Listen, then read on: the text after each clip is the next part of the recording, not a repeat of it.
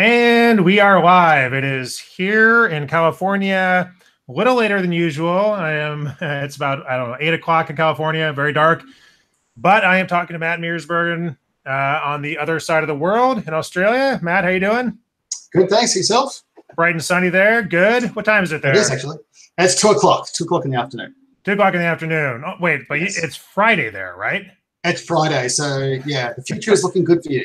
So you're already future's looking. Yeah, it's really weird, isn't it? Yeah. All right. All right. So you'll be breaking out the beer here in a minute. Yes. Awesome. Well, let's a little background here on what Matt's doing here, and there's been some software that's I don't know. It's been out. How long has CharacterBox been out for Moto? It's been out for it's been about a year and a half, 2 years, maybe. Year and a half, 2 years. That sounds about right. And I think it came out. Everybody saw this like really cool plugin online, but it was made by a Japanese company. And nobody really knew anything about it. It had some really great videos and some cool sort of demo things, and it had a sort of a unique workflow look to it.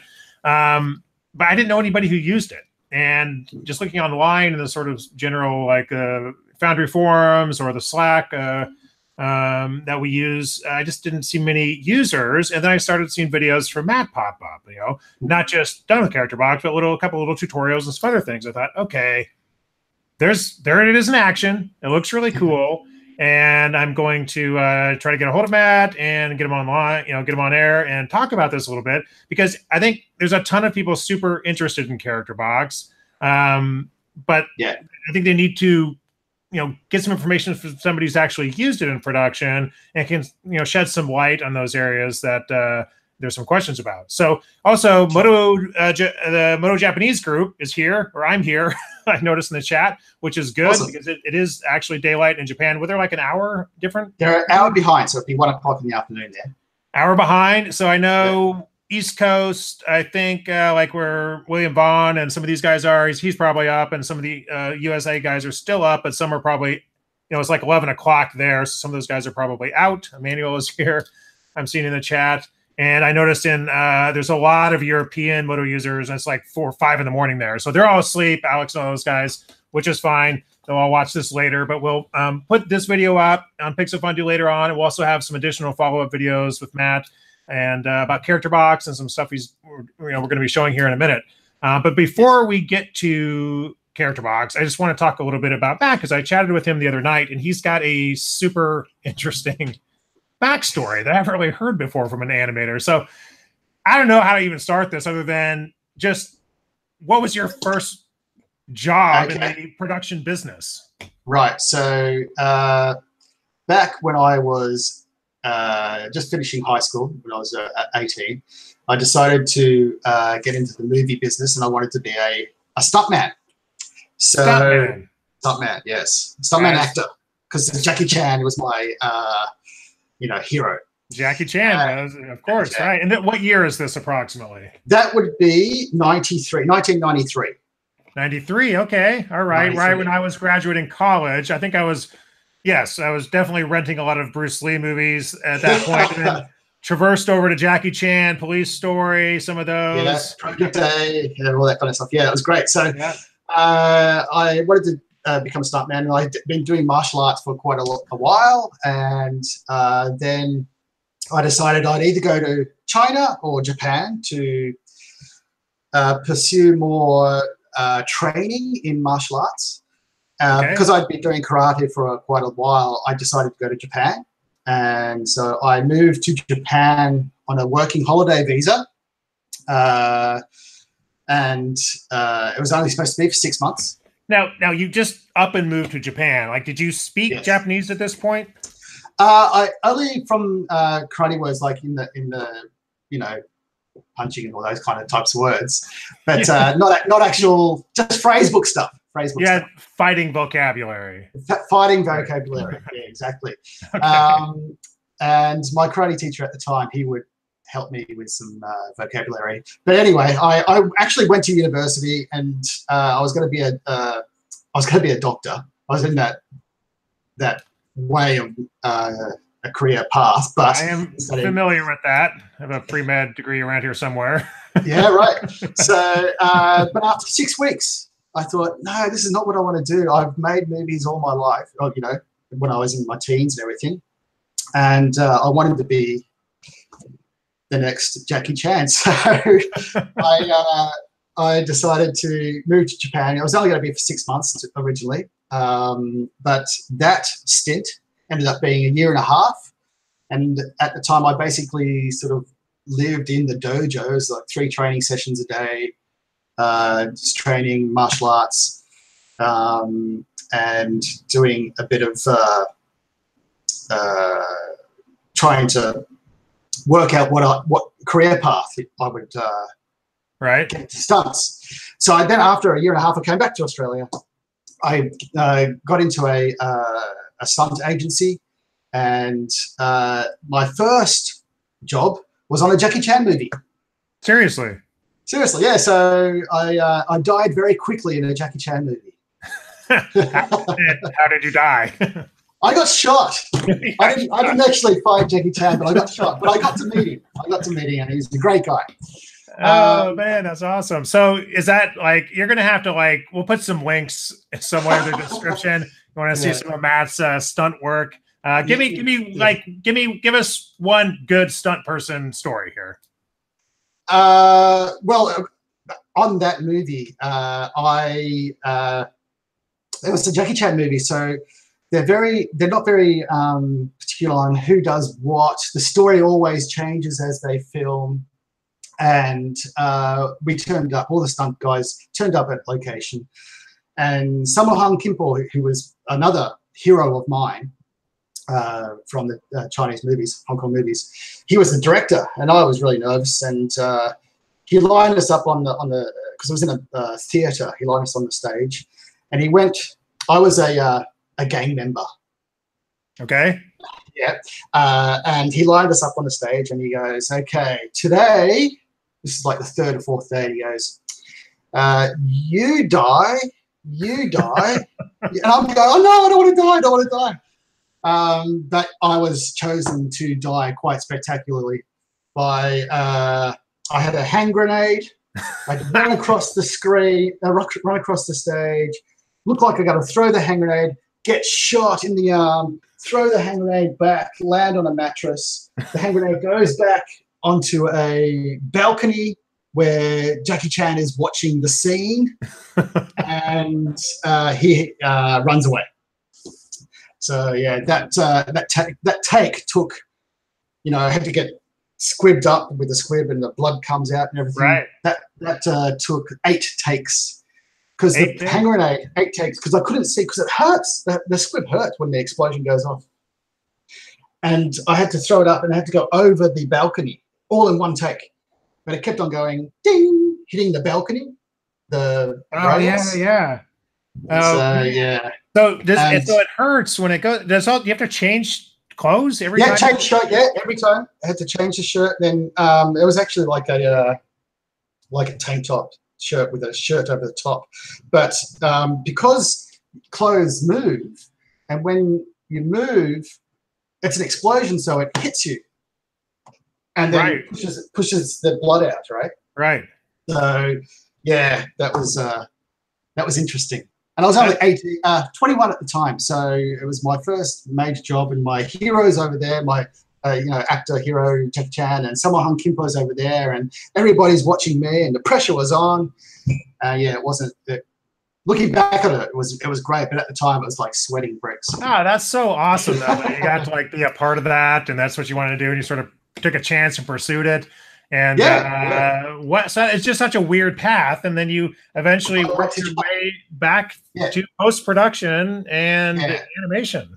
Yeah, so I went after a year of doing stunt work here. I went back to Japan, and I made a short film.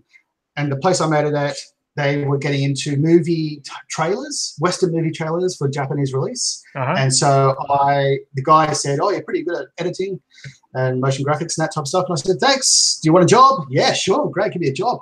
And so I started making movie previews, movie trailers for Japanese release, Western movie trailers, like B-grade movies, like Dolph Lundgren movies, and I think one was like Bone Collector or something. Yeah, it was really I've seen that. I've probably seen all those. Yeah, type of movies I'd watch. Yeah, it's like that was an interesting time in the industry because it was sort of a transitioning from super high end tools and being challenged by tools just normal people can afford. Yes. Even Adobe stuff coming down in price, so you can be an After Effects animator or an editor and not have to work on an Avid system or something like that, or a discrete logic system. And there were a lot of opportunities there, and a lot of people punched their meal ticket by just saying, you know what, I'll do anything. I'll figure it out, and you just sort of figure it out. And you get those big manuals like this that were, and you're trying to work out how to do giant manuals. I remember because they didn't have all that stuff online; they shipped you the manuals. Exactly. And then, so eventually, we'll get talking about CharacterBox here in a second. But eventually, you obviously took up an interest in character animations. So what? Yeah. I've always loved animating and Disney and drawing and all that kind of stuff. And when I was working at the movie trailer place, I had to study 3D myself with those big manuals. Take it from underneath the monitor, look it up, put it back underneath the monitor. So yeah, I studied that myself in Lightwave, and then it was Studio Max, and then I came back to Australia in 2007 and started working at animation studio here, and eventually got up to be an animation director there, and then left there about 5 years ago. And so you started with Lightwave and Max, which a lot of us did at that time, because really that's what was affordable. You could actually get your hands on those. This is like pre-Cinema 4D even. Yes. But now you're on Moto. How did you wind up using Moto? Yeah, okay. So I was in Max for about 10, 15 years. And it always had limitations with Character Studio, which was originally called, and it changed to Biped. And all the animators in the studio kind of didn't like it because the graph editor was really bad and it was just limited. Right. And then after I left, I thought I either go into Maya or find something else. And I saw some videos on Moto, and I thought, oh, wow, what caught my eye originally was the order of operations. And it's like, that's amazing. To actually try and do that in Max, it would take forever to program or whatever to do this. And I thought, oh, that's really, really cool. So I studied it a bit more, and I thought, yeah, no, the rigging here is really good. I thought it was great. And the modeling, obviously. Yeah, but I really like the rigging, and I got Rich Hurry's RMC, and that was good one to get. Like that is totally comprehensive. It's still available. Rich is working on the follow up to that now, so we'll actually have Rich on here pretty soon talking about the new Rigging Master course. But that is definitely a great place to get your, just really understand how Moto works. And so you picked up a technical side as well, because not everybody is a rigger and an animator. Sometimes those are separate jobs. And at what point did CharacterBox catch your eye? Yeah, well, there was, I saw they posted their promotion it would have been about 2 years ago. And everybody looked at it. I thought, oh, this is amazing. This is great. It's sort of similar to, was it Cat for Max? Yeah, I remember that one. I guess I maybe a completely superficial comparison, but the sort of bounding box. That's correct. Yeah. Bones, it looks very similar. Yeah. Right. And I thought, oh, this is really cool. And then I saw the price, and I thought that's a little bit expensive. So I waited for a job to actually pay for it. And funnily enough, the job was a Japanese commercial that I was there you go. That I was commissioned to make. And I started out first doing the ACS2 rig on these characters that because ACS2 is really great for rigging. It's got a great interface, and so Advanced Character Studio 2 is what I was talking about. And you're right, it's got a fantastic interface as well, but it's significantly it's different than quite a bit That's different than CharacterBox. Yeah. Yes, and there was specific stuff for the characters that I needed. I needed long limbs, bendy arms, and so I was trying to customize the ACS2, but I thought, no, I'm going to get CharacterBox and use that for this project. And it was great. It worked really well, and I got the job done, which is good. And yeah, non-stop since then. Well, I was interesting what you said, because I remember looking at it as well and sort of like balking at the price. Like, I need to know more about this before I buy it. I think that's been a lot of people's thoughts, is like, we need to know more about this program. But I just checked the price before we went on here, and the price is in yen, but I did the just Google conversion, and it came out to like 500 something US dollars. But I thought it was I thought it was more than that. I thought it was like 800. No, so it's always been about. It's always been about 500. Okay, yeah, so 500 really is one of those, like, I'm sure, like, as you found out, you know, it's a one job plugin, right? It pays for one job. We'll pay for it. When you buy something like V-Ray or Octane, which are similar prices, they're a little easier to wrap your heads around, and it's just a renderer, right? And so there's a bit of a learning curve. But there's a ton of stuff out there, but there's not as much stuff out there for CharacterBox. So I think one of the goals of this live stream is just to, and we're going to jump into it now, I think, is just kind of show what this is about, so people can feel some comfortable, you know, taking a look at the plugin. It does have a demo. It's a little unique. It seems like it works for like an hour, then you have to shut down. Yeah, I use that. Yeah, you can't save it. I can't save it. Interesting. I don't. You know, maybe I don't know if that's a detriment or not, or maybe that's fine.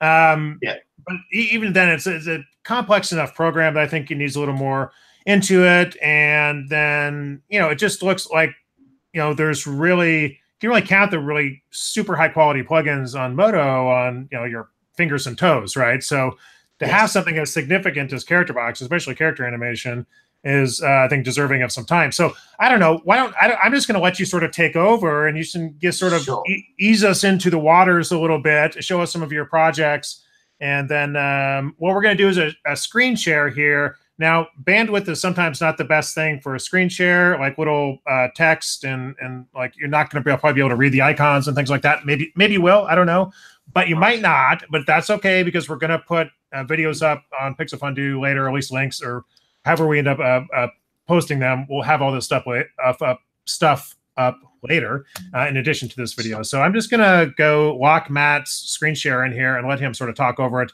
and I'll pipe in with some questions. If you have questions in the chat, then go ahead and throw those up there as well, and I'll ask them. Okay, Matt, your screen is up, so go for it. All right, so CharacterBox installs, and you get your main palette here. And really, just with one button, you can go and make a character.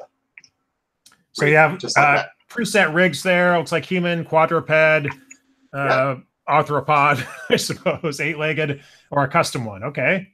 Yep. Oh, bam. Oh, look at that. Bam. Oh, nice. Then you can make your custom ones here. So that starts off like with a pelvis, similar to that. Okay.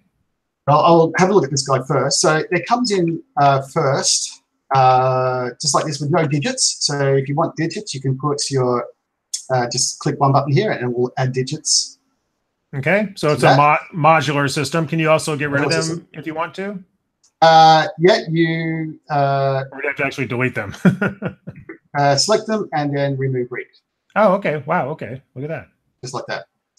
So, but the funny thing, or the good thing, is that you can put them anywhere. So if, say, you've got an alien and you want this guy to have like, well, you know, a fish or something like that, you can select that and go, bam.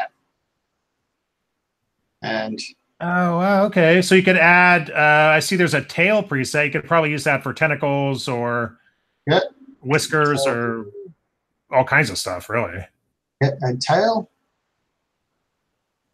And that is, they just have some sort of smart parenting system active. Yeah, like that. And there's controls. Okay, so you're just rotating the... So just selecting the whole chain, and then just select. And it's going to hit. Yeah. It's going to rotate each each box on the chain. So are the boxes separate? Are those locators or are those geometry? Well, they've got their own sort of thing here. If you can, I don't know if you can see that. It's got its own little icon. Oh, it's a special, it's a custom item type. Okay, so it's not like mesh geometry, and it's not a sort of Moto locator, but it's a piece, CharacterBox locator. Okay. That's right. Yeah. So straight out of the box, it's got IK legs, but well, now they've all gone to the center. Let me just read. Those all. Start again. Like that. So, like I said, with that, the initial job that I wanted to do a while back is that they had bendy arms, and so CharacterBox allows you to add joints very easily. Oh wow! Look at that. Add joints, yeah. And there's IK between those joints. Well, you can. Oh, there's a squishy squash and stretch sort of thing going on there. Yeah, this is when you're setting it up. So when you want to set it up to the mesh, you put the mesh over the top. Okay. And you're in standard Moto setup mode, it looks like. So you would just do like a typical Moto. That's right. Yeah, not scale the each box. Never scale. Right. You always need to select it and then move it, and then that changes the size of it that way. Okay. Let's say you have an arm like this, and then you can also bind to extra boxes. Oh, wow. So you could subdivide those with additional segments. Yes, additional segments, which gives you even more bones to bind, to weight to. So you get better curves. And those are layered on top of the original bones. So it's not like you're replacing the original bone rig. You're just, there's an extra layer of complexity on top of that. That's right. So this is a forward kinematics FK rig. So you select the boxes underneath, and you would go like that, and you can animate those. But then, okay, I thought, no, I also need IK. So you go to your Add IK goal. Okay. Set up, and you go Add IK, and that gives you your IK. Nice. And it solves very quickly, it looks like. Oh, yeah, very, very quickly. And that's a custom, that's custom CharacterBox IK, right? That's not a standard Moto IK node. I believe so. I think it is. I think that's one of the things I had read about it, is that it's got its own IK solver, which is, I think, superior to the Moto IK, shipping IK solver in Moto. Yeah, which probably makes it so quick. So then I thought, okay, now I need it to bend here, and I wanted to bend it to my requirements. So you add a spline IK controller. I don't know if you can see that there. Yeah. Add that, and then you get these extra controllers that you can now. Oh, nice. So it's rigging the subsegments to, well, it looks like it's rigging the initial bones to the spline IK, and the subsegments are following along. Wow, that's really cool. Yeah. So, and I thought, okay, what else can I do? So I thought, well, maybe I need it to bend even more, have more control. So you go, and this was still a, you can still select this. I thought, okay, I'll give that a go. I'll hit it again. Oh, so you get two more. So this guy can now go there. This guy can go there. It's like, okay, well, how many can I add? Well, what's so cool about this is you're not screwed around in the schematic. You're just really quickly layering these effects, these deformers on top of this preset rig and working in the UI directly without having to link this stuff up. That's right, yeah. So you can get some really cool silhouettes in this with this rig. So I'm guessing the subsegments, the purplish ones, are there to give a finer degree of weight map binding to the underlying mesh? That's correct, yeah. Okay. So this is also an order of operations. Like you rig you weight to these, and you also weight to these. Okay. Yeah. So I thought that was cool, and I thought, okay, well, what about the hands? So we get the hands, and we'll add the digits. I thought, okay, so these guys, what can we do with these? And I thought, oh, this is, you can select this. I'll add an IK there, and he gets an IK goal. So now I can use IK on just the fingers. That's awesome, because a lot of times you're not going to find that on a rig. It's just too much going on, but this is just blasting right through it. Yeah. And now, is that IK goal automatically going to be parented to a root controller of the character? So if you move the character off to the left 20 feet, it's all gonna, the whole thing's coming with it. All automatically just sort of building the hierarchy for you, right? Yeah, exactly. Nice. So then if you want to, you get an extra tab on the side here. Can you see that? Digits control here, and you can do an IK-FK blend, and that will take it back to 100%. I mean, I just gotta say, like, and keep on working here. Like, I can't stand Moto's built-in spline deformer. Basically, yes. It just, the results are fine. The UI is just not well done. Needs to be redone. But like, that's the selling point right there. I didn't even know this had spline IK. Like that's awesome. I mean, if you like, I typically animate things like fish and animals and with tails and things like that. So really cool. Yeah. So that's really cool. So now I just moved the IK control that sits not controlling because we're in the spline IK. So if you go to the arm control, you've got your enable to the IK and you enable your spline IK. So I can disable that and go back to the IK, so it should work. Yep. Okay. And then if I disable that, it should just go back to FK. Okay, so you can enable. Can you keyframe the IK on off like that? I assume, yeah. So you can go FK. Well, you can if I enable the IK, go to the arm control, you can keyframe it with the percentage. Oh, nice. So you can blend it. Okay. Blend it. You do your blend. You do need to. I found, say, for example, if I go, if I hitting the arrow key goes through the hierarchy there. Excellent. Oops, wrong way. It's going to auto save on you. Yeah, exactly. So I did that, and I want to use IK now. Yes.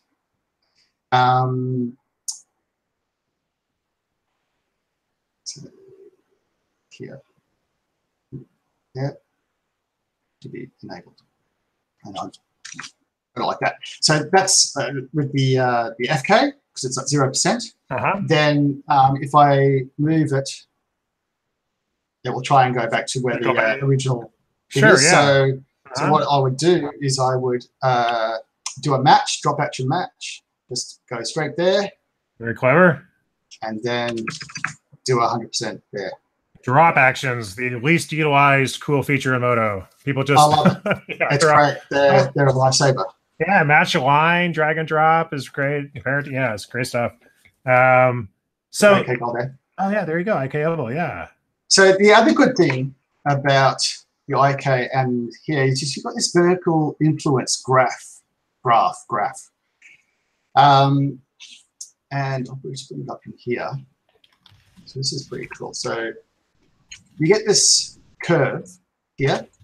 If I put in another curve, it starts to change the curve of how it's actually bending. Oh, okay. When you're using IK. So you can do some pretty funky. So it comes in with a bunch of mini gradients, it looks like, in the properties, and you can bring those up in the graph editor and that's get right. a little more control over them in there. Which is pretty cool, because when you say he's got a pole here and he hits the pole and it wraps around, you know, you can make this really cool curve or something like that. Right. So I see a twist scale. What's the other one there? Squash and stretch. Okay, there's all kinds of. Yeah. Gradient controls, and those are just built-in controls to any of the those rigs the components you drop in. That's right. Yeah, exactly. And so yeah, whoops, I'll get rid of that match. So even with the spine, if you want 10 segments for the spine, with the legs, same thing with same as the arms. You can add more leg segments. I saw some really cool spine controls on one of the videos on their website. Can you give us a quick? Oh, look at that! And now, can you use those little gradients to adjust that once you like a twist in there or something? Should be able to bend weight. Oh, yep. I guess so. Look at that. Yep. So that you basically just draw your spine the way you want it. Now, I need to get on Foundry and get them to give us riggable gradient keys. Been on them for a while. That way we could rig some of those keys to yes, that would be awesome. Yeah, controller. Foundry, are you listening? We want to be able to rig those. That's you can right, do it. It's possible. You can do it. Give us a spreadsheet or something. I don't know. Give us some way to rig those keys. Let me just close that. So yeah. By the way, great job demoing. Live demos are difficult, and something will always crash. Like this did not crash, but give it time. Something will always crash. But anyway, so I just wanted to pause and say nice job with the live demo. But a lot of times you just kind of forget what you're doing when you're just trying to talk and do some time. So, okay, so that was a human rig. Do you have? I don't know what you had planned next, but at some point I need to see the snake. I just want to throw that out let's bring the snake up. So there was another job that I did recently, a commercial, where I had to put live snakes. I had to put CG snakes on a live action character, a guy who's actually here is a rugby player here, really nice guy. So I used a custom rig. Where's my palette? There it is. I used a custom rig, and this is where the pelvis, they call it pelvis. When you hit that, you get the pelvis. And then I put a tail on, just adding a tail, and that gave me the tail rig. So when you say custom rig, you're building a custom CharacterBox rig out of CharacterBox components. Yeah, so quickly, just basically hitting custom, you get your pelvis. And I moved that down to this guy where he is, to where the snake was. But then I said, okay, well, I'll put a tail on. Right. And then I added a heap of segments, because you can add as many segments as you want. Right. There we go, 20 segments. There we go. And then you just match that up to your geometry or whatever. That's right. And then I needed a head, so then I added a spine. A spine, I should say. And then moved it where it is. Just like that. So you've got, yeah. So now, I can use that, and he's got, I use this. What am I doing on that? I use that one, the pelvis. Move the snake. Right. And then I can.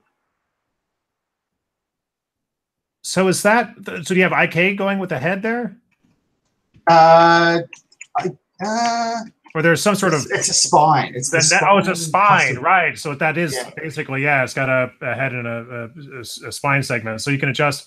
Oh man! So how would you do? Let's say you had to do a lower jaw that opened. How would you do that in CharacterBox? There's no lower jaw on here, but what I would do is I'd select the head joint. He's actually got. He does have a tongue. Oh, he does. Okay. So it comes out here, and that's basically another adding a hub, which is a drop-down menu here. Adding a hub. Okay. And adding another. I think this is a tail, so I can do that. So snake. A hub would be like a root node that you can attach components to. Exactly. So you've got two choices. You've got add a skeleton, which adds another joint like this. Right. There are some limitations to this joint. So it's best to add a hub where then you can add all your arms and other stuff that you want to add to it. The joint is just like maybe just one type thing. Right. But then I would take this guy, and instead of using scale here, I'm just going to setup. Never using scale. Right. I would just change the size of it here and move it out to where his jaw is. Rotate it around, actually. Sorry. And to where his jaw is. You see that this is where the pivot point is here. That's because it has an offset. If I change that to 0, the offset will go there. And the good thing about you can do that on all of them. So you can leave it here, but if you want to select it from here, and it will still rotate from that here. And there's your jaw very quickly. Right. And so you can essentially add the equivalent of like a traditional joint, and but the CharacterBox equivalent of that with that box, and that also is going to be used for weighting, right? That would enclose That's correct. The lower jaw, and they do some sort of like blending between the boxes for weighting. Okay, so let me think.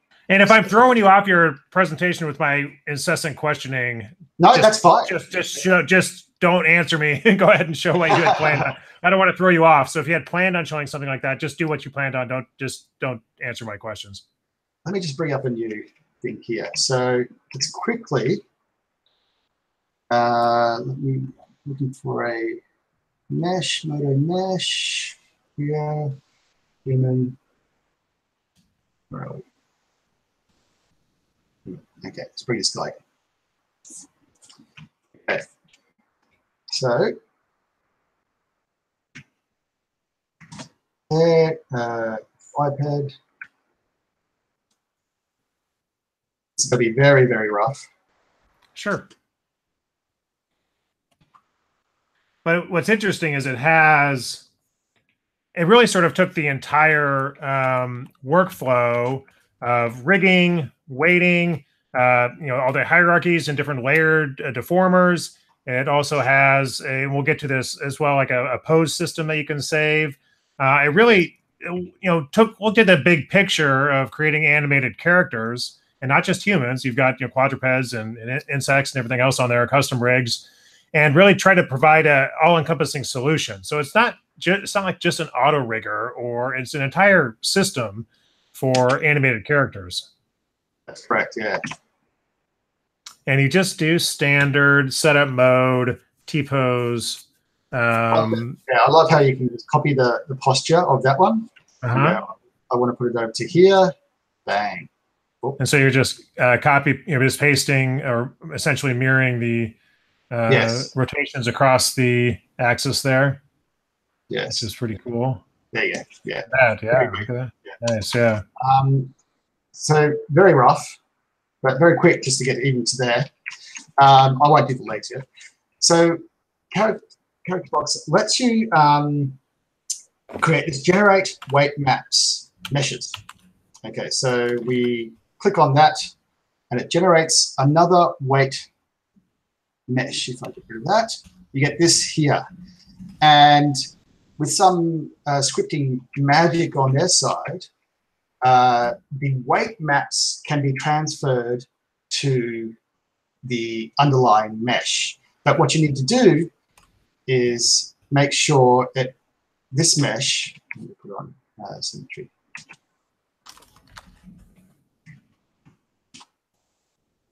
It's not exactly symmetry. Right. The boxes need to completely cover underlying mesh.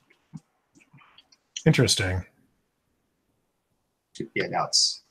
So you're just using standard component modeling to basically doing some sort of volume system or something like that, a calculation for the weighting, I'm guessing, based on these bounding boxes, and it's just using standard. Yeah. Well, another nice thing about this is you can actually break this workflow, I assume can you reuse if you have multiple characters with slight differences to weigh? Can you? Yes. Yep. You can create this one weight mesh here. Right. You've got your spine and everything that here as well that you need to do very quickly. Should have had you do the snake. Yeah. Anyway, so you do that, and then you select your mesh, and your weight, and you go bind. Takes a while, and then you go there, and then you're able to go into weight, and then it's weighted. There you go. And you can obviously you have to do it much better than the yes. Normally you'd spend more than 37 seconds on this part, but still, it looks you have some control over it, which is always a little bit. Weighting is always a bit hit or miss, right? You're doing something like heat map weighting or something like that. You're just kind of hoping the computer comes up with something that you find accessible. And here you actually have some control with the geometry that you're creating. And I assume you can go in and just paint or blend or adjust those. Totally. I remember talking to Rich Hurry about weighing his characters when he was at Pixar, and he would say he touches every single vertex on the entire character individually. And tweaks the weight. And so, it is a laborious, it can be a laborious process, but it looks like you can get there really quickly, or at least get to the 90% stage really quickly with the way CharacterBox is doing it. So I am in contact with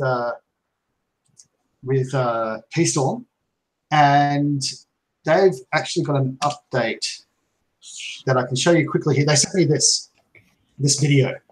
Oh, okay. So they're actively continuing to work on CharacterBox, and this is sort of a feature preview of an upcoming version? Yes, that's correct. So what I asked them about, because I see in the forums a lot, what's PSoft doing with CharacterBox? Haven't seen an update and all that kind of stuff. And I've been in contact with them over the past year, and they're always very quick to come back with updates, small, script updates. Please override this script, and it will work. So they're very open to that, and I've done that a couple of times. And just recently, I asked them about updates to CharacterBox, and they said there's quite a few coming, which is great news. But they sent through this quick demo. This guy has been half weighted here. Right. Half weighted. So what they're doing is they're adding a mirror weight option. Before, you had to go into your vertex maps and mirror or transfer your weights to the other side. Right. But now they'll have this this really cool weight map option, mirror weights. And then a CharacterBox automatically sets up the naming system here. Okay, right. And so the names will find themselves if you do your source key R, which is on this side, and your target key L, which is on this side. Nice, very clever. Yep, and X to positive X, and then apply, and bang, he's all weighted. Yeah. Properly now. Nice.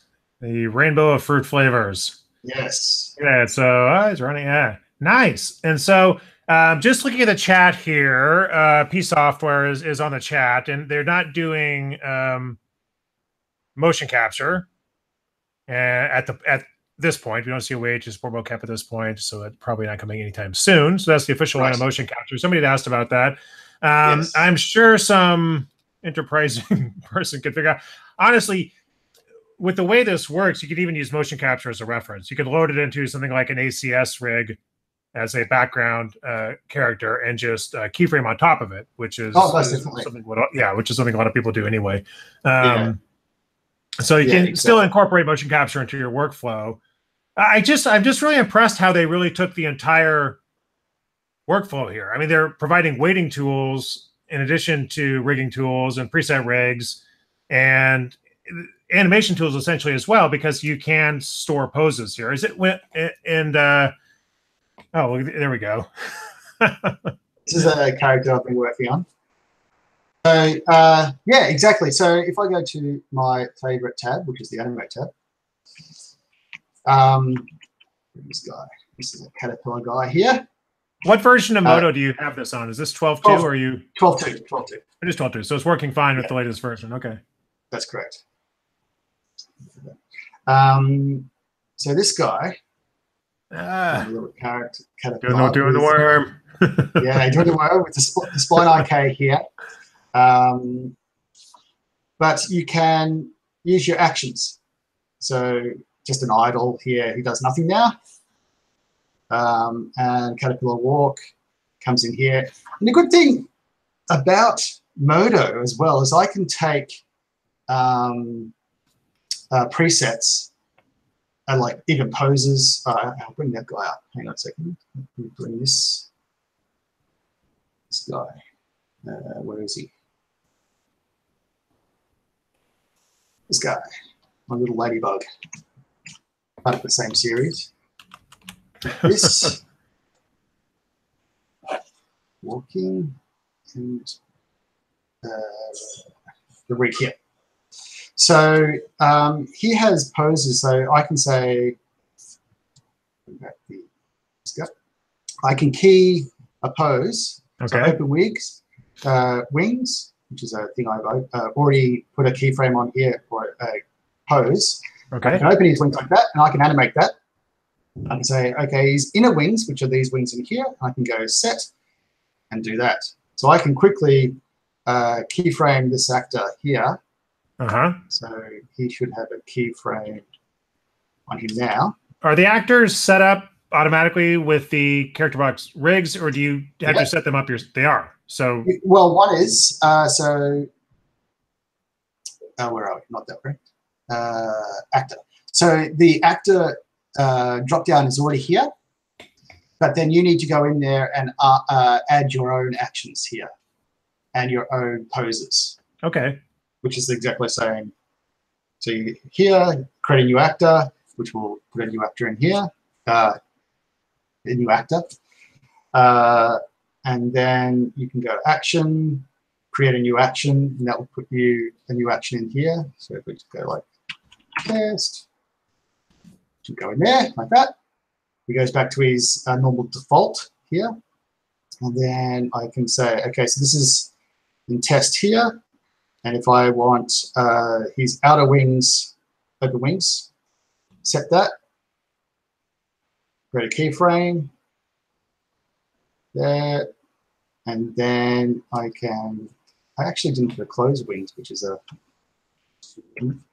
but if I say there, that, which is the wing controller, and this one, go back to 0, go back to 0, the auto saves, and then that's animated now. So you've got using the standard Moto pose and action tools, so any sort of update to those, CharacterBox is going to benefit from.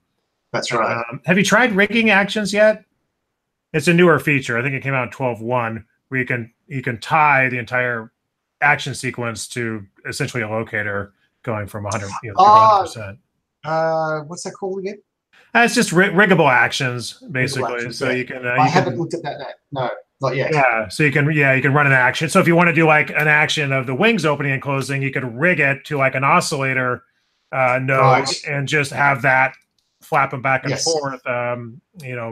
Without having to animate it. Yeah. So that's cool. Awesome. And I know that Mark, who's the Moto developer in charge of, who basically created all these animation features, is I believe he was essential in the Moto 12.2 UI overhaul, and I know he's been working on that quite a bit. But I believe he's getting back on animation features for 13, which would be awesome, because I think we can see where riggable actions and this pose system is going. Essentially, we're going to get some nonlinear animation at some point in Moto, which in a CharacterBox is just using those standard tools. It's going to benefit from those. Yeah, exactly.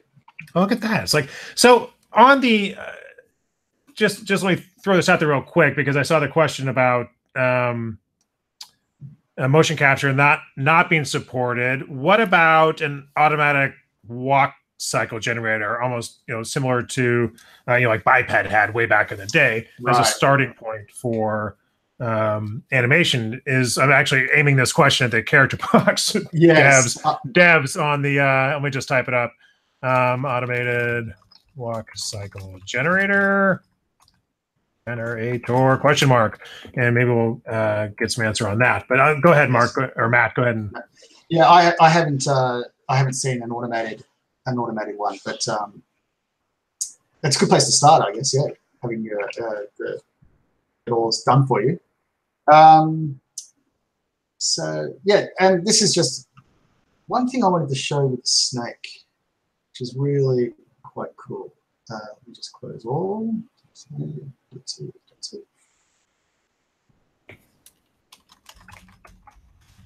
So with the snake or the tail item, just load in here.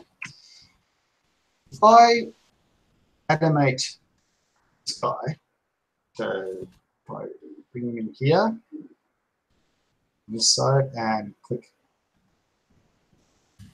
keyframe up to here and go, whoops, that side.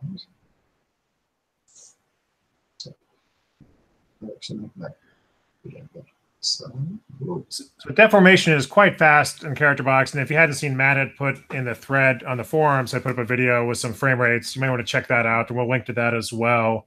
Yeah, there was a lot of questions about frame rates and how it actually works. So I thought I'd put one up to actually show that it works quite well. So this guy has got a bend in his tail now. But if I go here, I actually need to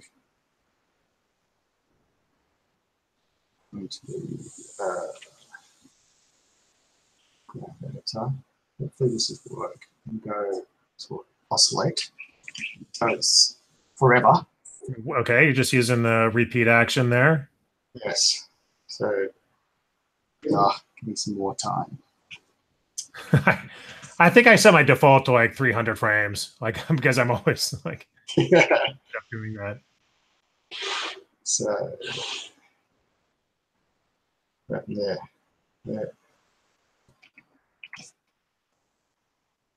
And just as a note, PSoft did answer the question I put up there. They're considering walk cycle generators. Not sure how they do it yet, but that's good to know that that's being considered. I think that's a feature a lot of casual animators would appreciate because it helps them sort of get into it. A lot of people are intimidated by just creating a walk cycle, to be honest.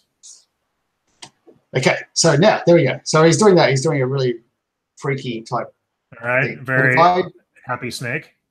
So if I go in here and delay here, it delays the rotation up the chain. Oh, nice. So then you can start to get a bit of an oscillation, like an S curve in there.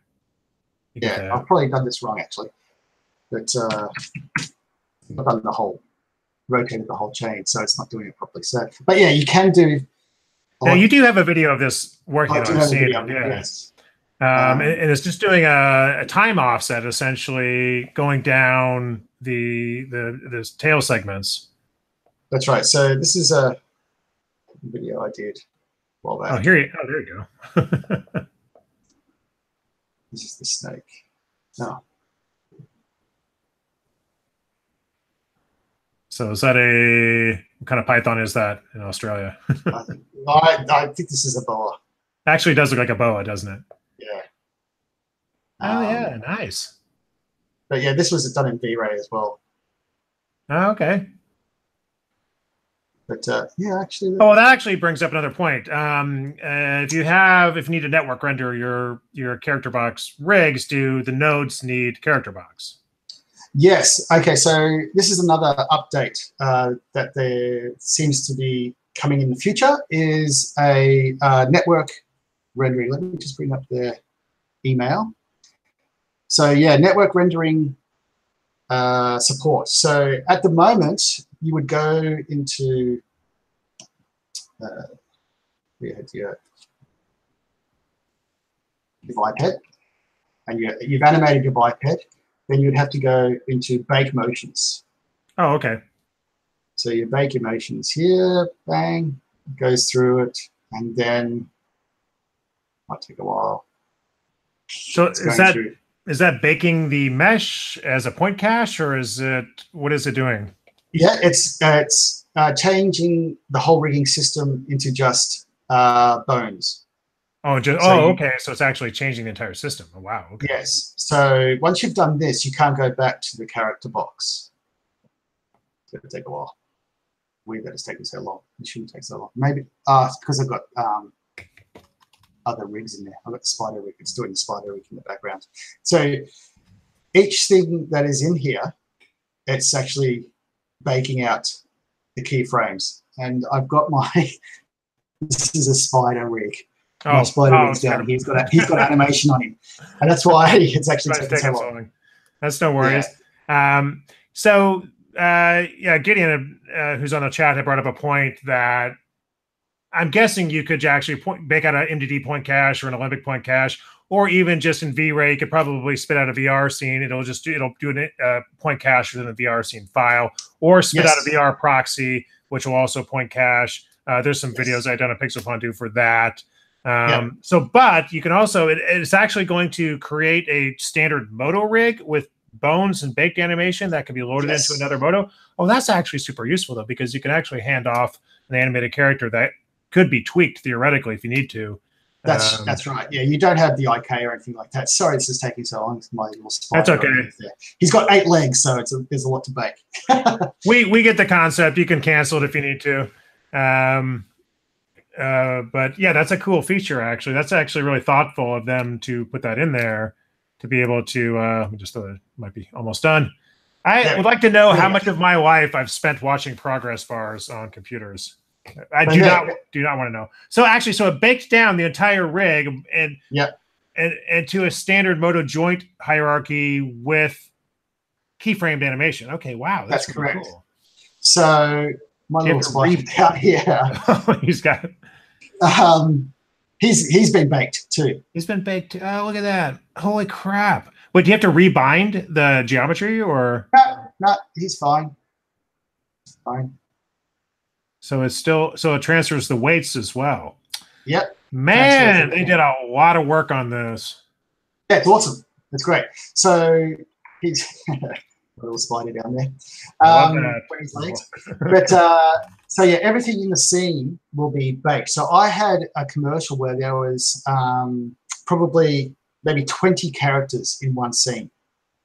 And I had to bake everything before sending it off to the render farm.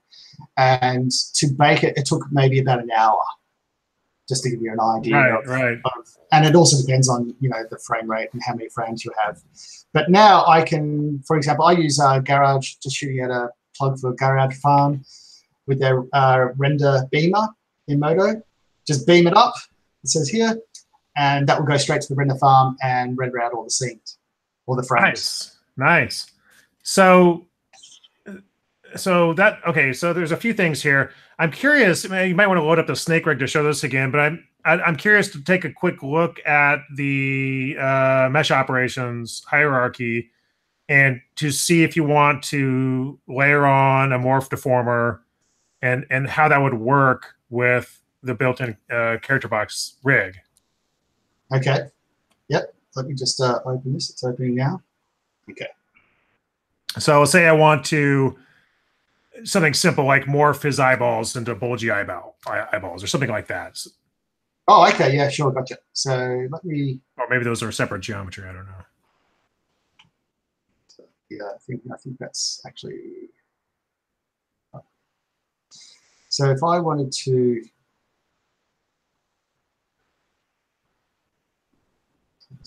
Or you could just morph his... doesn't really matter. Just any sort of stupid morph you want to do just to show us how that would work. Yeah, I've actually got one in there. Oh, okay, great. So yeah, just show, let's take a look at the mesh operations list. Well, since I've actually, where's the control for this guy? the mesh operation. So the deformer. Yeah, deformer. Why did they put that in down here? Always.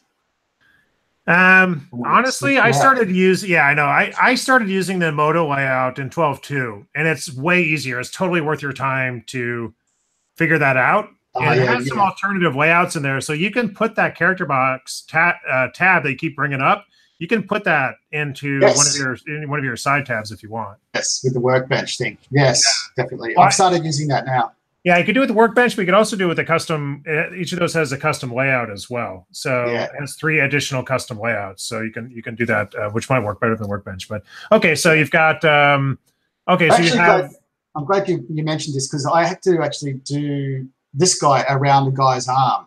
So what I needed to do is I needed to have him with somehow adjusting when he's squeezing the guy's arm. I wanted to have movement in his belly, so it's like a volume adjustment there. So I thought, oh, how am I going to do that? How am I going to do that? So what I ended up doing is a lattice. Oh, yeah, okay. Yeah. So when he's squeezing the guy's arm in this thing, in this movie, so when he's doing this, when he's around here, I wanted this to bulge. Okay. So using the lattice and my favorite order of operations, bringing that to the bottom here. Brilliant. Yes. So you don't have to wrap the lattice points around the wrapping snake. Yeah.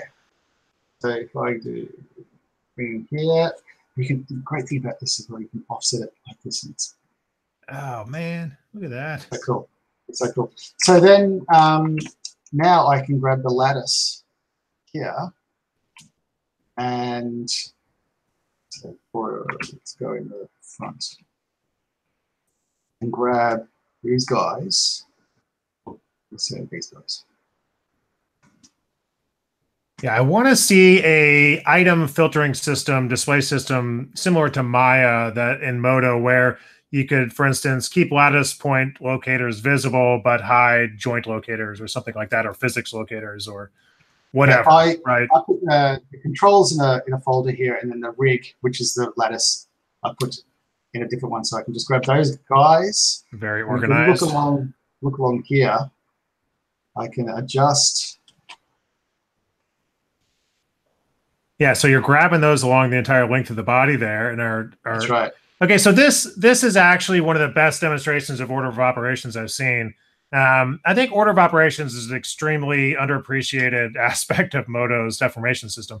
It's one of my favorite. Yeah, I mean, you can do order of operation, and that's some people have a harder time understanding why this disconnect between the schematic and the order of operations list. And the way to think about it is, even though you can do connections within the mesh operations list now, the schematic is for connections, but order of operation, the order of operations, the mesh operations list is for the order of those. And people want to see a sort of flowchart thing going on in the schematic, but that order is being done in the order of operations list. And it's way faster just to drag those things up and down than reroute things in the schematic.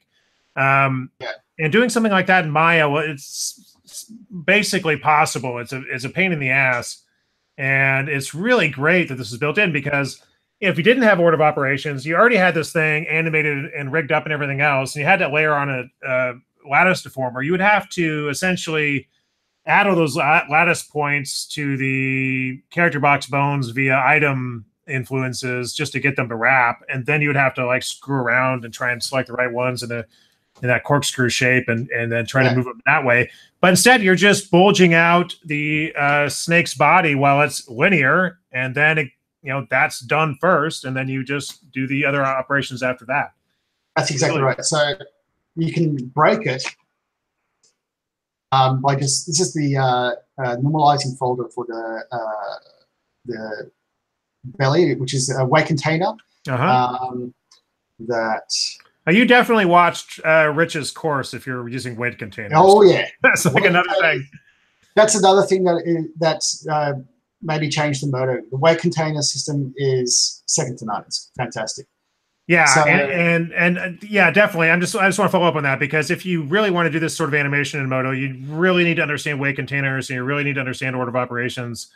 That these are some big time features that yes, they're covered in a Rich's course, but there's some other videos out there if as well. But they're super important to understand. So the yeah, normalizing folder will keep all those weights between 0 and 1. that's right, on the bottom of the list. But if I move the list up, and hopefully this doesn't crash, but then the order of operations changes. Right. And you can also, if you want to view it without any one of those deformations going on, you could just click the eyeball. Again, a super friendly way of doing that without having to go into the schematic and disable nodes and all this other crap. It's a really nice, it's a really nice feature in my opinion. I love the mesh operations list, and now it was the deformer list, but now it's been combined with the mesh operations list, and they sort of live side by side there because you could throw in a bevel or something, right in there in the order of operations. It's really pretty cool. Yeah, it's great. And you can do all types of stuff with this type of thing. It really saved my butt with this job. So are the CharacterBox joints, are they hooked up to a standard influence node that you can hook up a fall off or something to as well?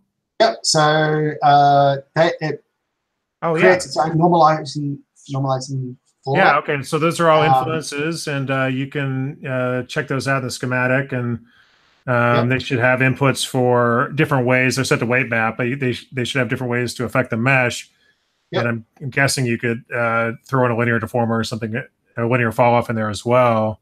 Oh, most definitely, yeah. So it looks like so there's multiple Pixel Fondue people posting into the chat. I think that's probably William, I'm guessing, posting a link to order of operations video on Pixel Fondue. But yeah, just so if people are confused, like some of those chat things are from me, some are from William, and some maybe from somebody else. One of the other guys over there from Pixel Fondue, like chiming in. Well, oh, there it is. Right. So there is a schematic, and it's got a fall off. There's the geometry, and there's your locator, your effector. One here. Yep. Yeah. Oh, nice. Okay, like plug in a fall off as well. And there's 12.2 actually has a number of different fall offs in there. There's a new way of evaluating fall offs, so they can do it sort of per vertex on the mesh now, which is really, really cool. There's going to be some great deformation tools coming with that, I think. Yeah. So that's really cool. That's what saved my butt. I really wanted to get that around his arm. Subtle. It's subtle. You can see it subtly there, but it sort of helps. So did you like this and render it as well, or do you have somebody else working on that? No, this is all done in Moto by me. With V-Ray. So exporting the different, ambient occlusions and the reflection passes and passes. Animating it. This is his arm here that I needed to match with the plate. So I got reference photos of his arm there and sort of modeled them to there in the different viewpoints, which was you can get these scanners now, which is great, but I didn't have that on the day, didn't have the budget. So yeah, that gives me the shadow pass on his arm in here. And then you've got all in After Effects, and you've got your ambient occlusion, your diffuse and reflection and specular. Yep. Yeah, looks awesome. And did you just hand track that in Moto? Yes. Or yeah, hand track that one. Yeah, I was a VFX supervisor on set, so I said, don't move your arm. As much as possible. Don't move your arm. I have found that the After Effects tracker works fairly well, and you can transfer that data to Moto. It'll grab the camera, and you can also throw in any of the tracking nulls. Will show up as just regular nulls in Moto. And it's there's one thing that it's not finished, but it's not even didn't even work properly. But I tracked the face. You can do a face tracker in After Effects. Yeah, you can do the masks and then put your null objects on that. And I brought those null objects into here and tried to transfer that to a face on this guy. Oh, and then you just sort of animated. Yeah, so the null objects came in using the AFX in and out. Yep.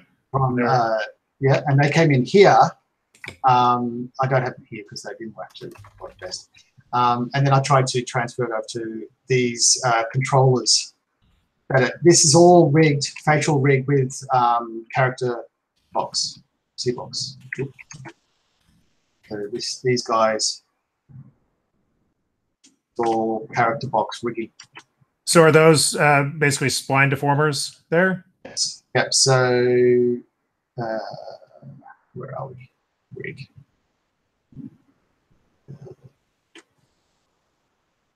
That's a kind of a cool workflow. Where are they? I think I've. Or did you bake it down, maybe? No, they're here somewhere. I think I've just hid them because they were getting in the way. But they're actually just finger digits. Oh, okay. That I put on his face here, and then add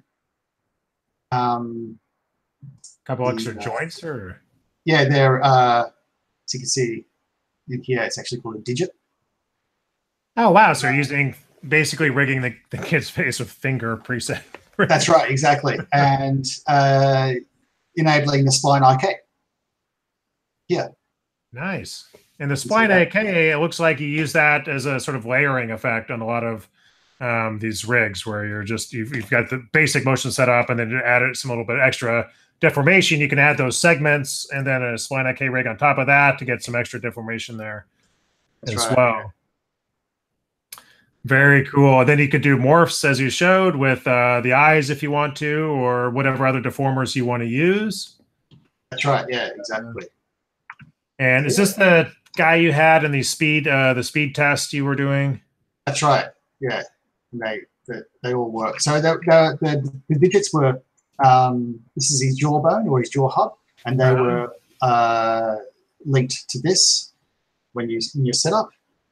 Select that, and you go add digits, and then you just move them around to where his jaw is, where his lips are. I'd be interested to see if there's anything that Channel Chimp guys can do with some of their input devices in a CharacterBox rig.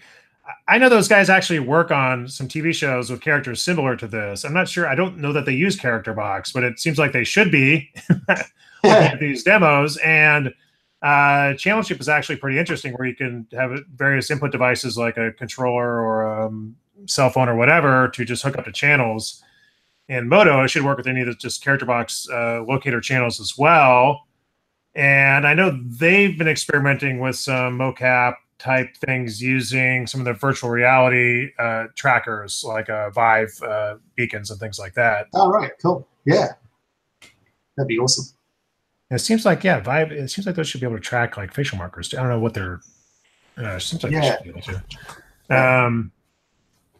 Yeah. But that's a custom face rig there. That's actually in one of the tutorials that I put online as well. Oh, nice. Okay. And I guess, let's see. Now, there is another feature on their website. I know that you haven't used this in your rigs, but they do have a muscle feature as well.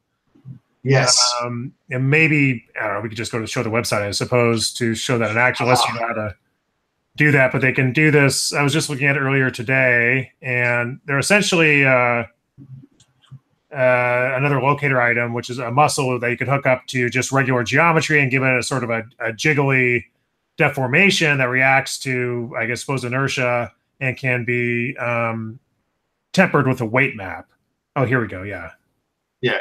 So this is actually, I thought this was actually really cool as just a general purpose deformer. I think Moto needs a better jiggle deformer than what it has.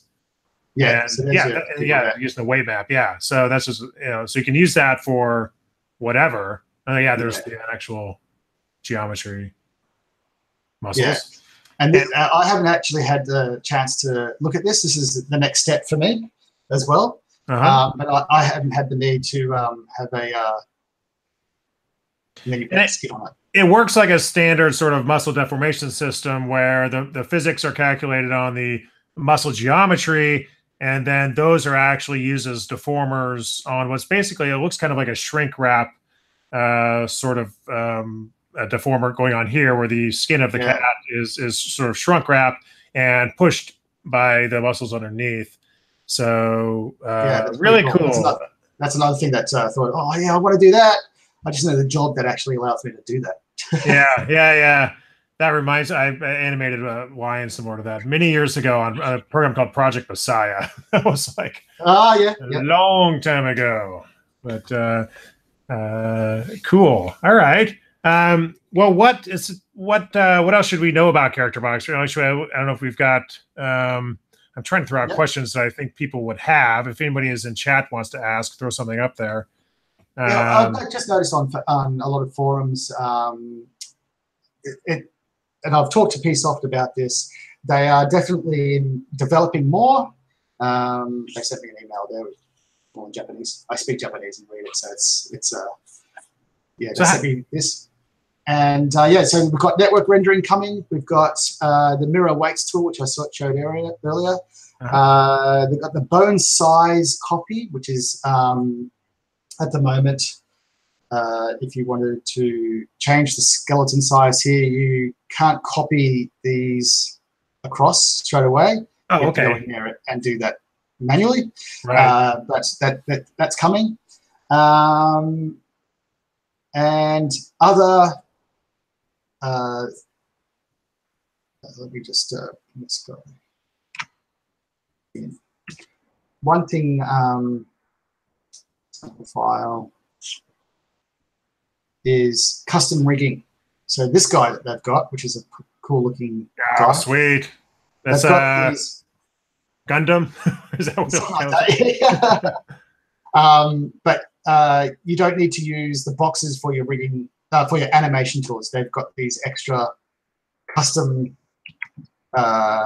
locators built that you can put in, and rotation of your toes and the ankle there. And so the rig is actually going to put those locators there for you. That's a good question. Maybe. Get to find out. I love that. I love that pose. It's very strong. Very strong. Nice silhouette. Yeah, totally. So yeah, this is big for me as well. Able to do this because it's at the moment in here. It is a bit clumsy in that you need to change the pivot position here. You've got all these here, so that's. It's sort of using one control with multiple pivots on there. It looks like. Yeah. Right. It works fine, but sometimes you have to, if you're in mid.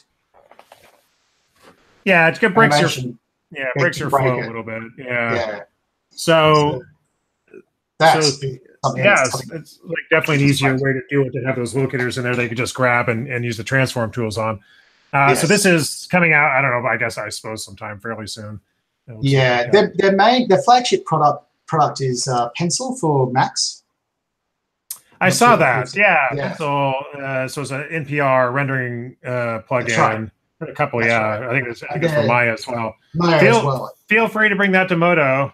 Oh yeah, totally, exactly. If you want to.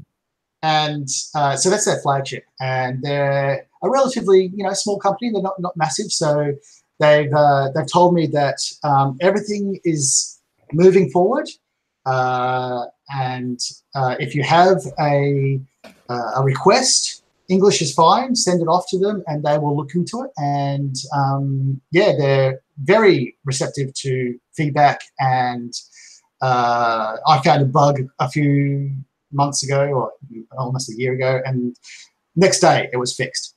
So they're very receptive to that, which is great. Yeah, I know Shane had mentioned on the 12.2 release live stream we did that he's headed to Japan. I'm guessing he's going to be with the Japanese user group, but I'm guessing CharacterBox or some representative will be there. And like I said, I know CharacterBox performance is quite good. In fact, it seems to me like you don't need to have the deformed mesh on screen while you do at least a lot of your animation passes, the initial blocking and everything else. You probably just use the box skeleton and get super fast feedback, I'm guessing. Yes. Is that how you typically, yeah. I sent off I put a YouTube clip on performance of CharacterBox because that was another thing in the forums. Right. So this guy's just been re-imported, the same file re-imported 5 times or so. Okay. And if I play it back straight away, oh, he's gone off screen. There we go. Yep. Seems pretty fast. Yeah, so there we go. So that's just playing back straight away. Yeah. So it's really quick. And it's actually really nice. Yeah. And you don't have to have a separate, box geometry bound to your rigging mesh because the box geometry is the rigging mesh. Yeah, that's right. Yeah, so this is not cached. Right. The formers aren't cached or anything like that. So it's not clicking that button. It's just straight out of the box. He's 284,000, and that's subdivs on. So if I turn the subdiv off, it goes even faster. Should be faster, yeah. Yeah. I think open. Yeah. So this guy.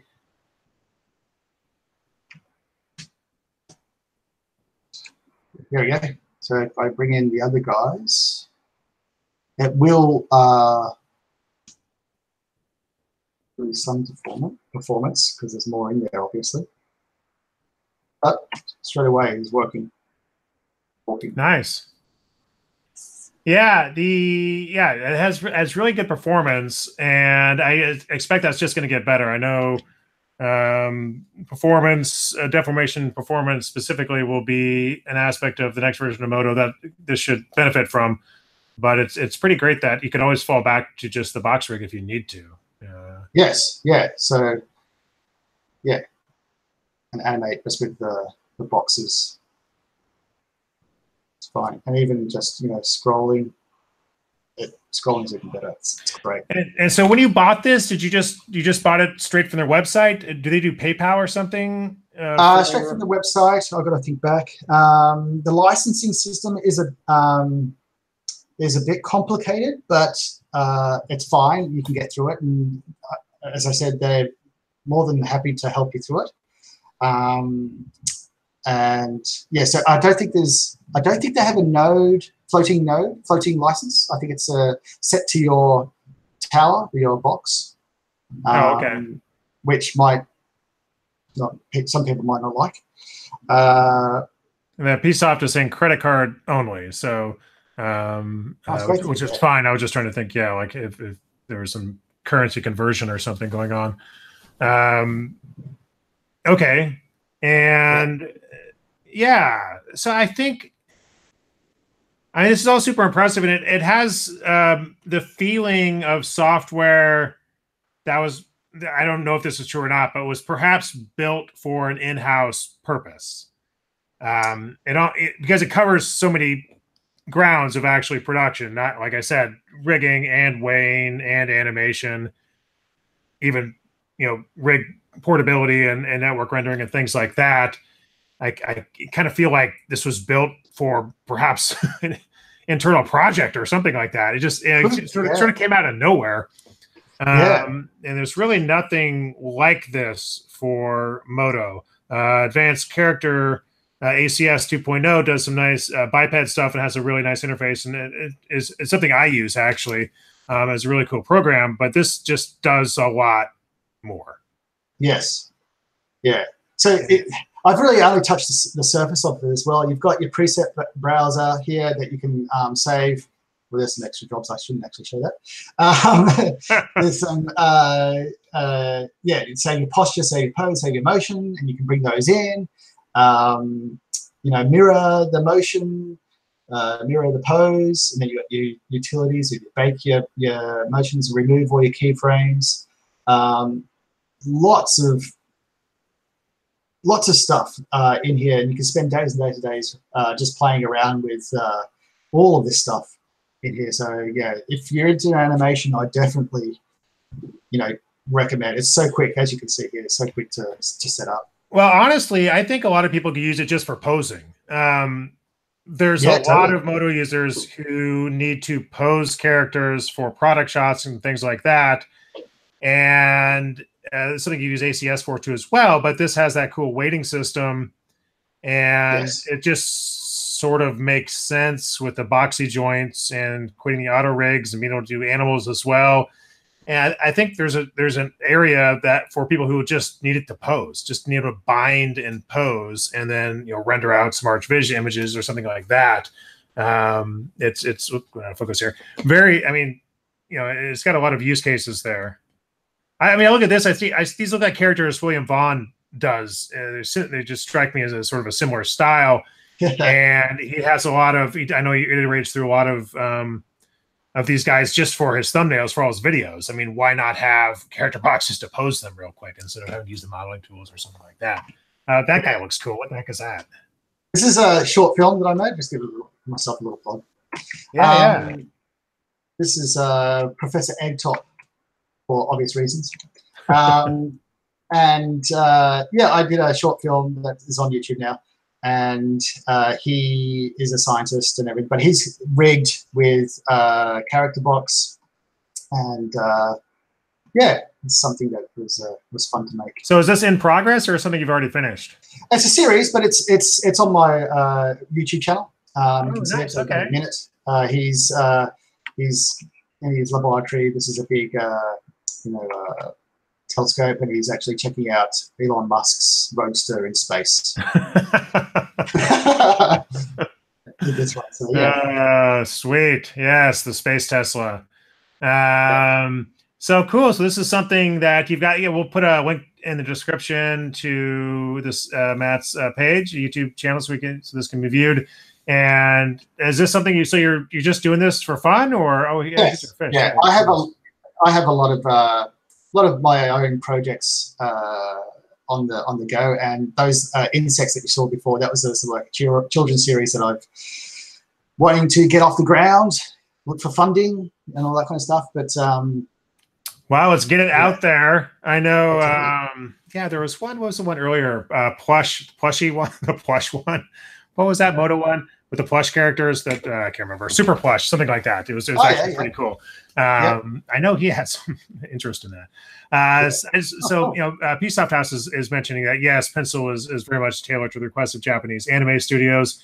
Makes sense. Those guys should be using Moto and CharacterBox, and then you make pencil for Moto, so just all one system there. Yeah, Mega Plush. Thank you, Gideon. There you go.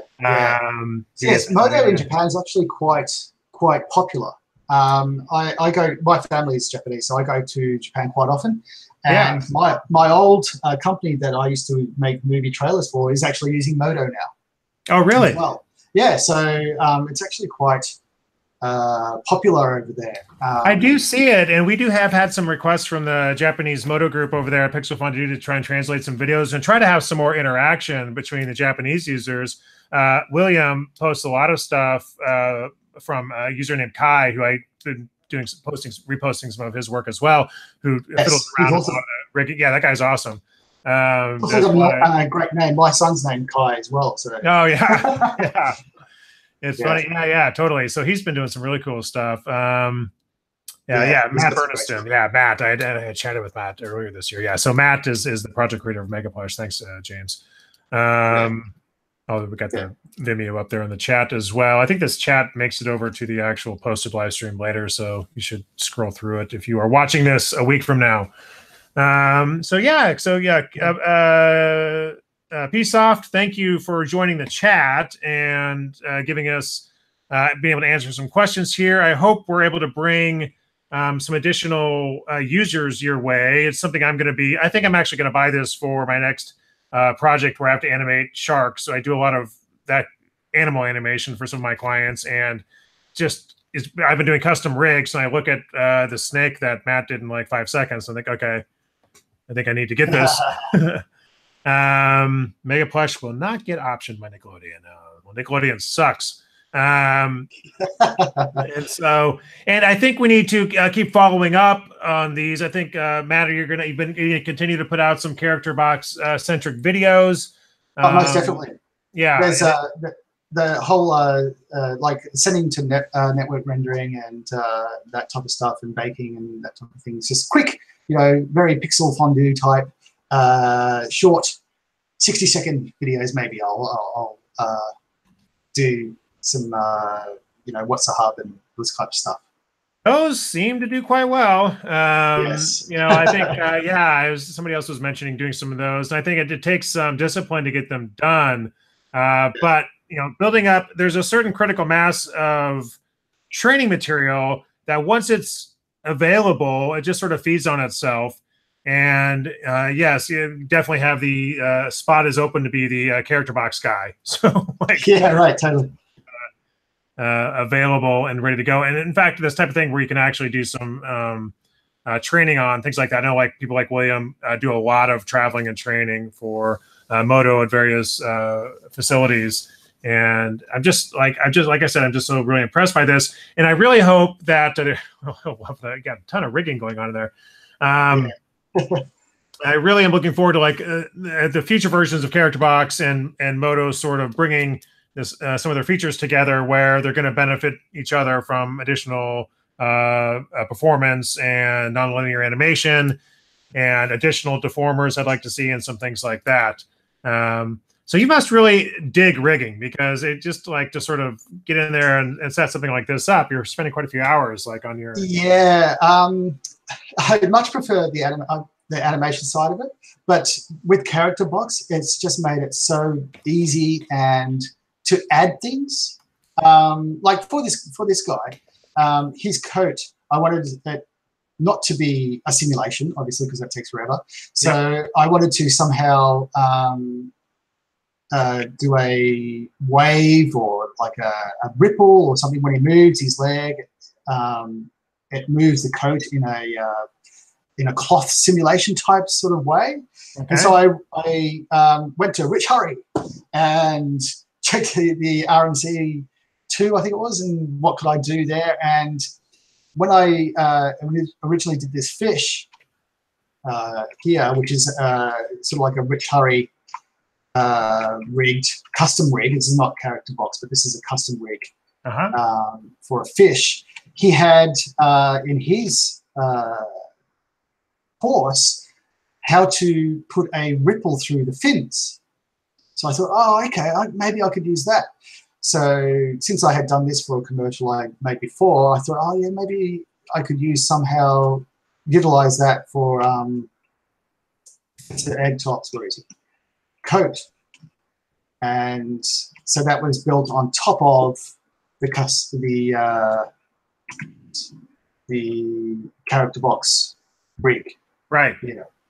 So that's just like a character group.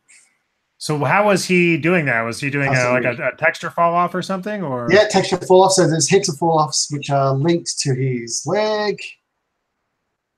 Oh, nice.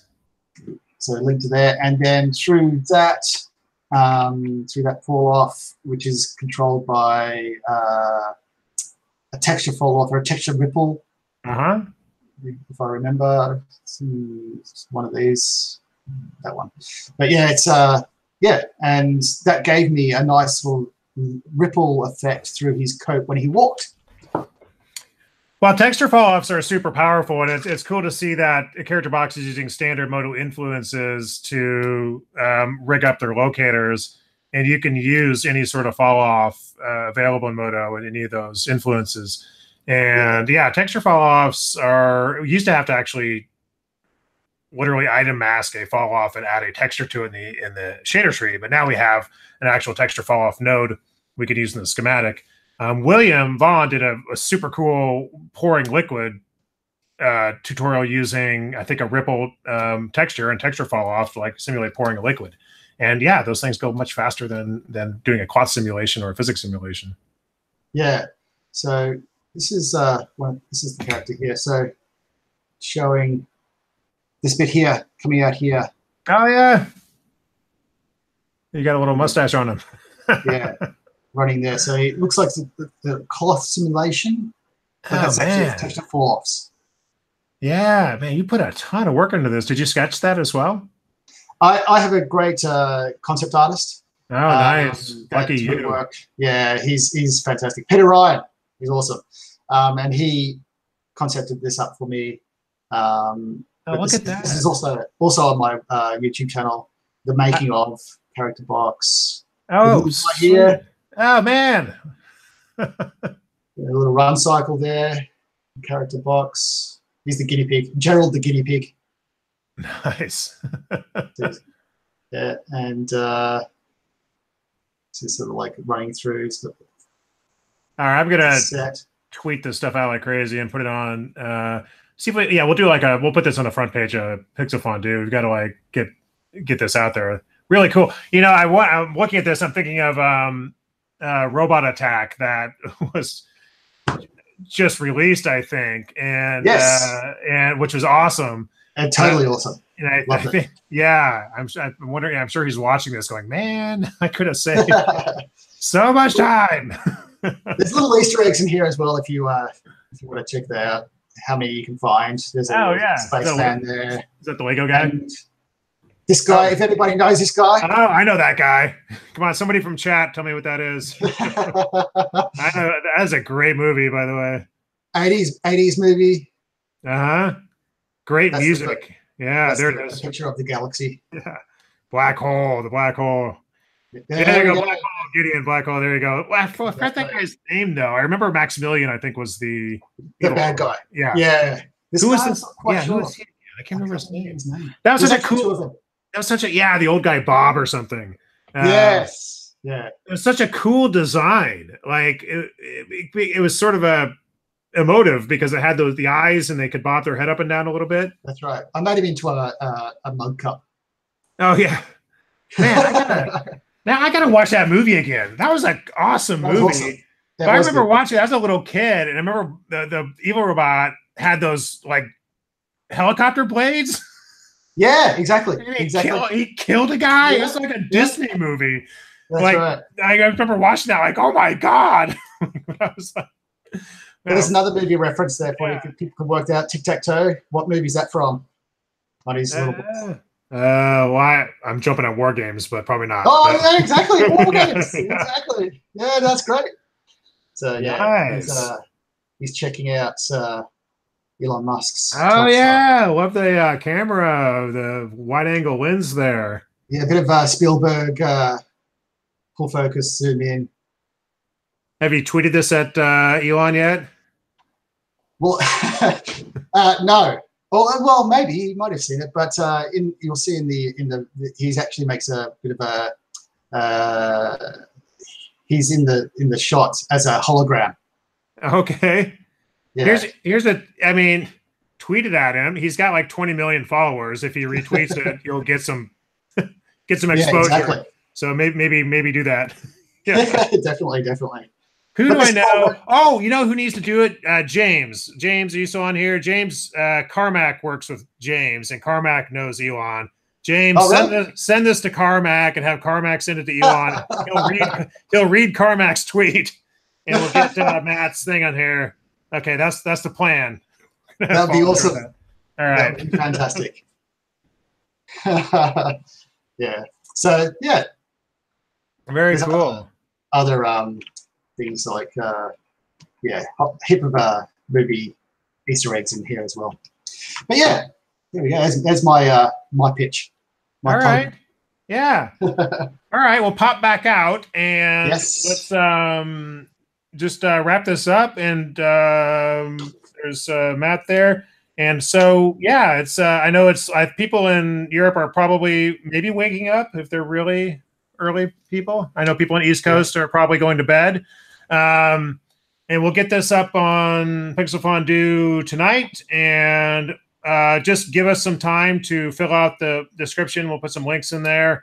And Matt, we're going to bring Matt onto Pixel Fondue, and so he'll be able to edit the video. I think we'll be able to bring you on and give you a login so you can add some of the links in there once we get the video up. Okay, And like you said, you were going to do some additional videos for CharacterBox as well. Yes. Yeah. So going through some of the other things that you can do in here that I've really just breezed over. There's so much stuff that you can do in CharacterBox. It's amazing. So yeah, just short videos I'll put up. Nice. Okay. Sounds good. So this was really, I think this is really valuable. And it's great. You know, it's like I said, it was just sort of this CharacterBox is one of those things I think everybody knew about, but wasn't really in the forefront of, I guess, the Western users because people hadn't made the jump because they just weren't quite sure, didn't really know the company and things like that. So I hope this bridges that gap. They're a good company. They're updating the program. It's being used. There's nothing else like it.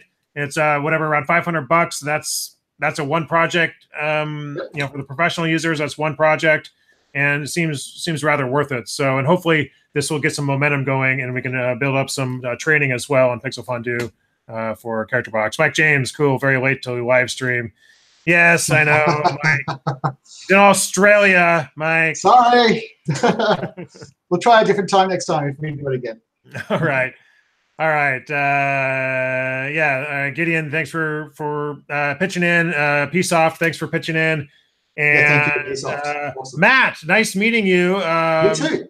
Crazy backstory with the stuntman Jackie Chan movies, and it's just crazy. Like I love meeting people in this industry.